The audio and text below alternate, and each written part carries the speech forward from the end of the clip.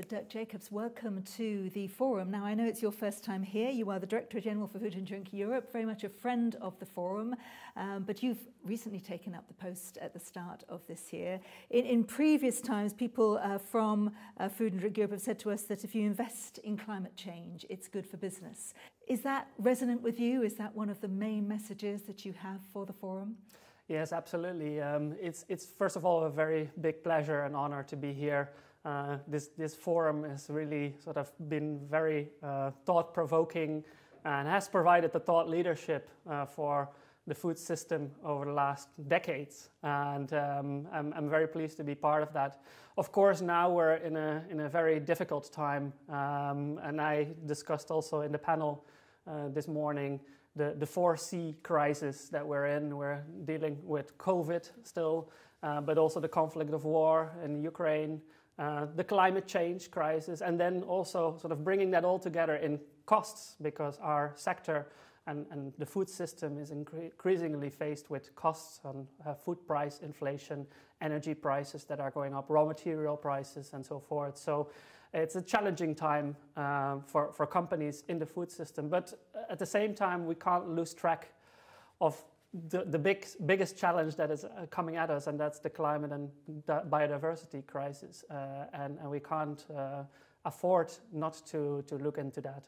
We still see that as our sort of a main objective to make our sustainable food systems more sustainable. You talked about these crises, and you talked about the pressures that your members face. You also said that food systems are only resilient if they are sustainable. And that's a really important message. We've heard it many times before, but how did it resonate with those on the panel and to the forum this year?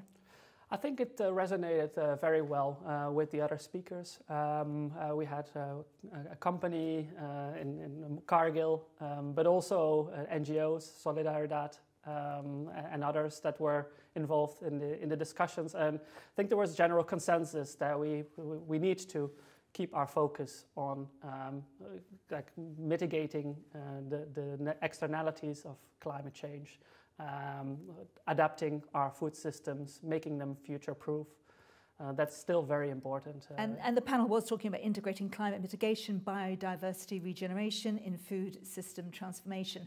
The big issue that came up was the structural problems within that. It's complicated. These subjects are big. One of the things you talked about was recalibrating on some of the policy frameworks. So when we look at Farm to Fork, when we look at the Green Deal, you had a message there on recalibration.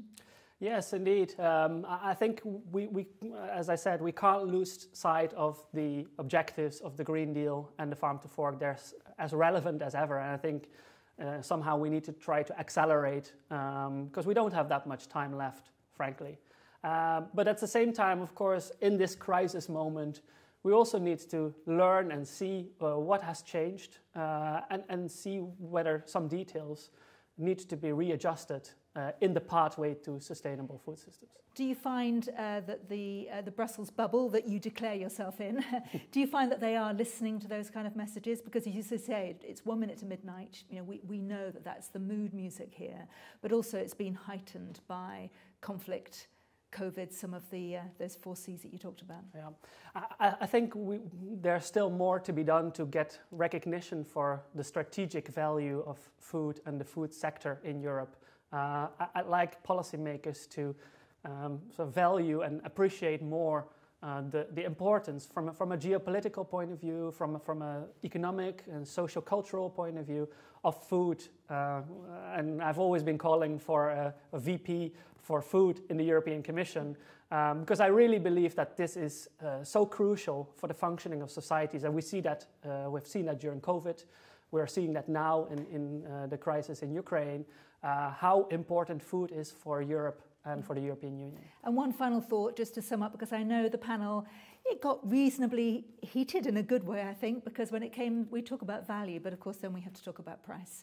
And we talk about the pressures of price. I think Solidaridad, for example, a few of those voices said, well, the retailers have their margins. They should take some of that responsibility. What was your message there? Yeah, prices are indeed sort of top of mind. And the question is, who's paying the bill of the Green Deal and the Farm to Fork strategy. And I think it's clear that the costs need to be shared in a fair and just manner across the chain, but eventually also having to realize that the consumer might have to pay more for food if we want to integrate also the externalities that are coming with food production and consumption. So that's a very complex discussion. It's very difficult, particularly in these crisis times where people are already struggling with paying the bills, for companies also. So it's I think, a start of a discussion that we urgently need to have. Well, we really enjoyed hearing you debate it today. Enjoy the rest of the forum, Dirk. Thank you very much. Thank you so much.